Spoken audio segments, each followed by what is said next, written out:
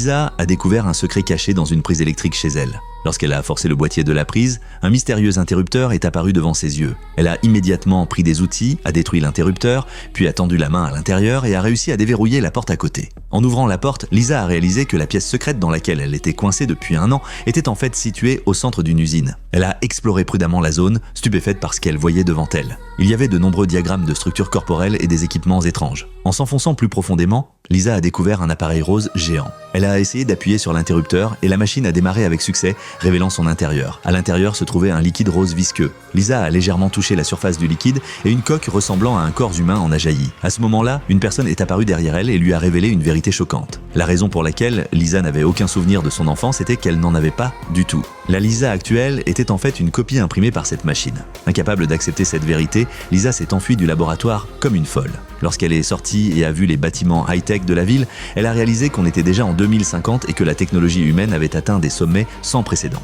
Malgré cela, Lisa a quand même sauté dans la mer pour échapper au laboratoire. Lisa, qui s'était échappée, menait une vie paisible avec son petit ami. Un jour, alors qu'elle réparait une voiture pour les villageois, le liquide rose qui s'écoulait soudainement de la voiture a ravivé ses souvenirs. À un moment où elle ne faisait pas attention, un camion l'a heurtée de plein fouet et Lisa s'est effondrée sur le sol.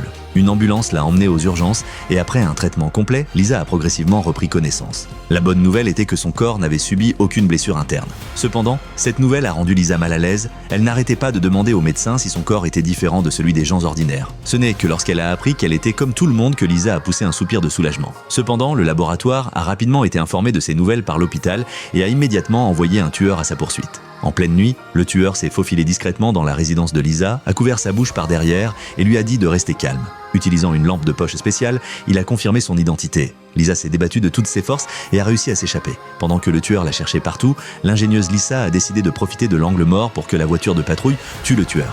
Mais le système intelligent de la voiture a freiné à temps. Lisa n'a eu d'autre choix que de continuer à courir. À mi-chemin, le tueur a soudainement sauté et s'est jeté sur elle. Alors qu'il s'apprêtait à activer le pistolet paralysant, une balle a touché le tueur. Il s'est avéré que c'était l'ami de Lisa qui passait par là. À ce moment-là, elle a compris que sa résidence était exposée et n'était plus sûre. Cependant, Lisa en avait assez de se cacher partout et a donc décidé de contre-attaquer. Elle a trouvé le téléphone portable que le tueur avait laissé sur les lieux et s'apprêtait à déclarer la guerre à l'organisation qui la pourchassait. Cette histoire est tirée du film Orphan Black Echoes, sorti en 2024.